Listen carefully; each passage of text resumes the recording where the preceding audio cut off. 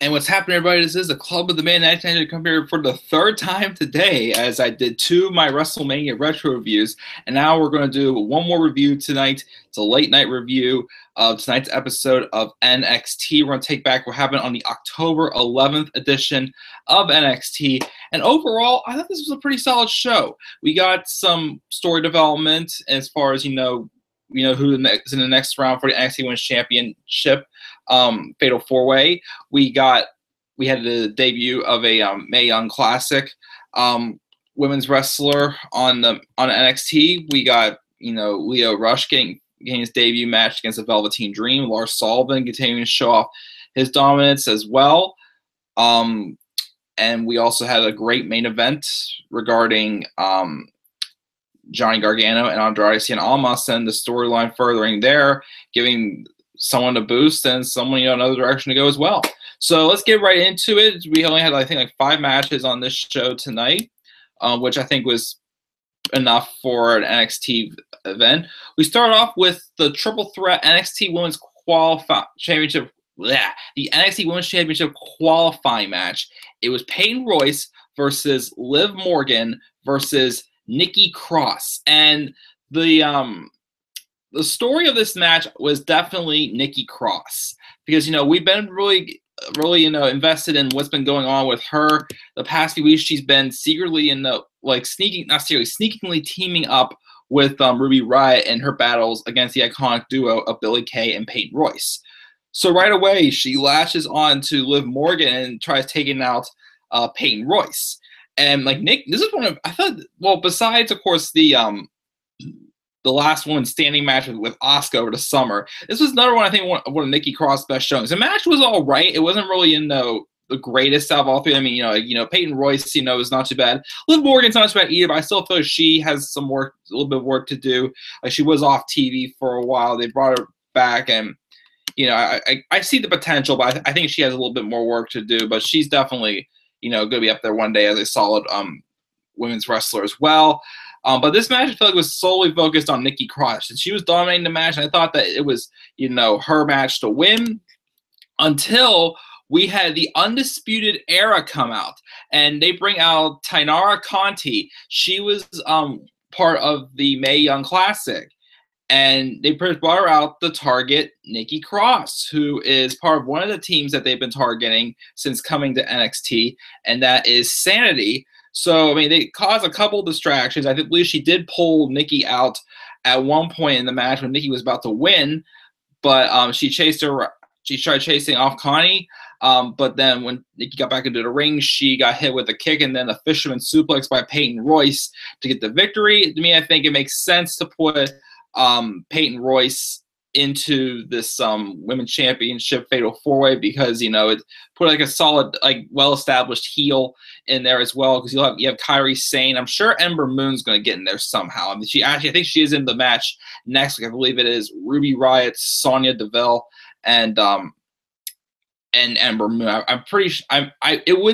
It would very surprise me if Ember Moon does not get into the match. So somebody from the iconic duo had to get in. I'm not sure yet how they're going to decide the fourth opponent. I'm not sure if it's going to have anything to do with Nikki Cross being eliminated from it, thanks to distraction from Conti tonight.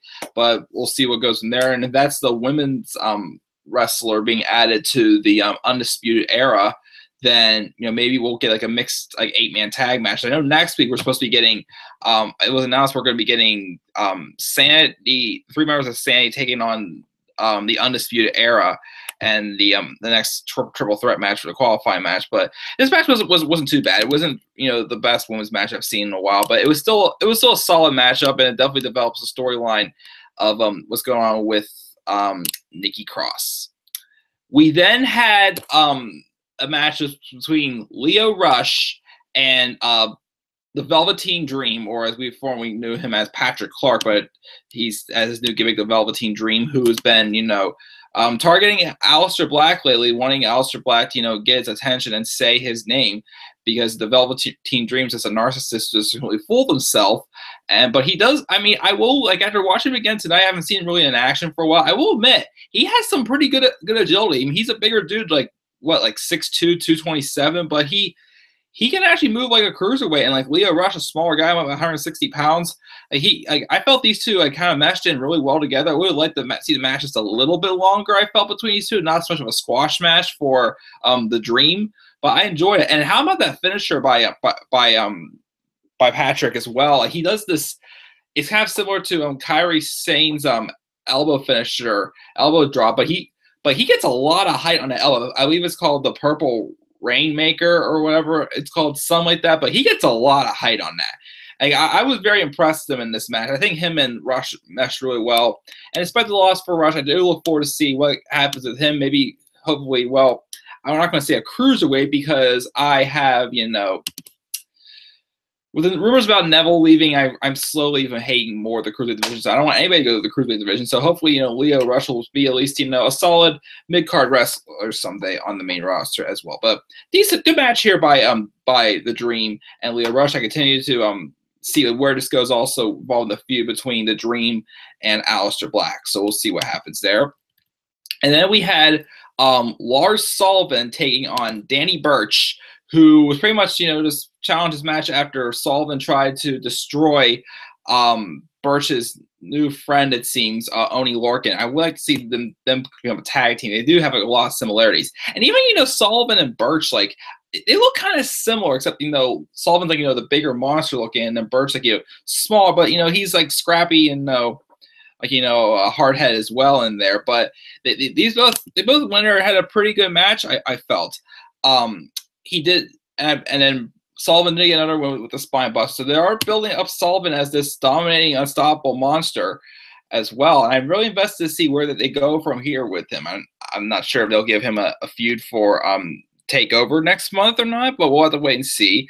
I've heard rumors maybe about him and Cassius Ohno, which I would like to see that happen as well, because Cassius Ohno, he's been back in NXT since like earlier this year.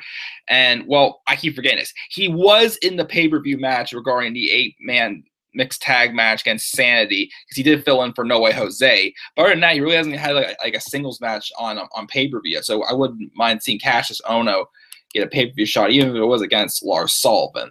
So we'll see what goes from there. And we also had another fun little tag match. It was more of a squash match. It was the Street Profits taking on Damian Smith and Marcos Estrada. Another fun match. I continue to really like this gimmick and, what the Street Profits are doing so far. Their agility. It's Montez Ford and Angelo Dawkins. So, I mean, and they're just a fun-looking team, and I look forward to see them someday as the NXT Tag Team Champions as well. So, a good match there.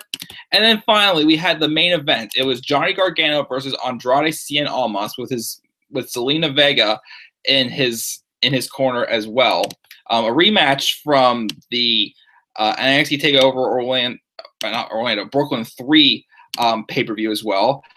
I thought this was a good match. I still kind of enjoyed their match at TakeOver a little bit more, but I do like the story that it told in this match. I mean, it started off a little bit slow, but it did pick up a lot more towards the end. Gargano did have Almas, in right where we wanted him, hitting him with that like lawn dart shot into the turnbuckle, and then trying to put him into his submission maneuver. That's when Vega took off her jacket, and underneath her jacket, she did have a DIY shirt on, and for a moment Gargano did ease off a little bit on a submission, and then he's like, no, you're not gonna do this again. But it was enough time for Almas to be able to get his foot to the rope to break the count, and then Vegas gets onto the rope and tries to distract Gargano, and he still got a good amount of offense in on Almas still, but then things did turn though whenever Gargano tried that nice spinning move. But then Almas countered it and slammed Gargano into the turnbuckle face first, and you can see how this Gargano looked like he had that face of defeat on his face, and look at the feet on his face, and then Almas hit him with a double knees into the turnbuckle twice, and he set him up for the hammerlock DDT. I like that finish; looks pretty good, and Almas gets the win yet again. So it seems like they are going into some direction here with Almas, since he has been paired with Zelina Vega.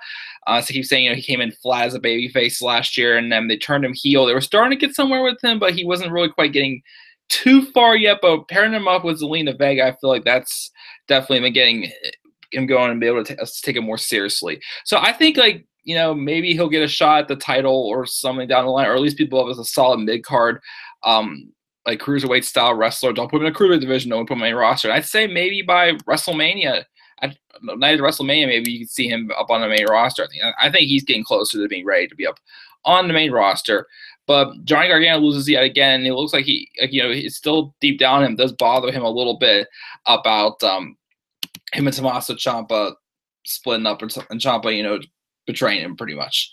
But that is it for my review of this week's episode of NXT. What was your thoughts on NXT? Leave your thoughts down in the comment section below, as always.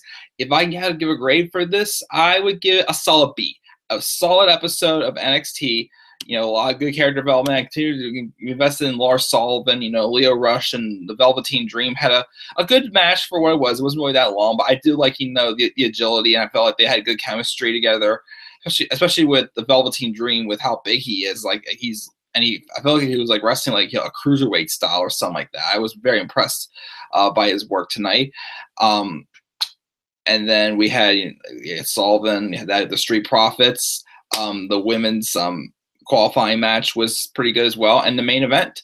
So that is it. We'll see what happens next week when we have the second triple threat match. Again, it'll be between Ruby Riott, Sonya Deville, and Ember Moon. And then we also have the 6-man tag with 3 members of Sandy, Killian Dane, Eric Young, and Alexander Wolf, taking on the Undisputed Era team of Adam Cole, Bobby Fish, and Kyle O'Reilly. So we'll see what happens next week. And that's it, everybody. Also, make sure to check out my next 2 WrestleMania retro reviews. I reviewed WrestleManias 4 and 5 today. Those are up as well. I'll get to 6 as soon as I can. And until then, guys, I'm checking out. Have a great night.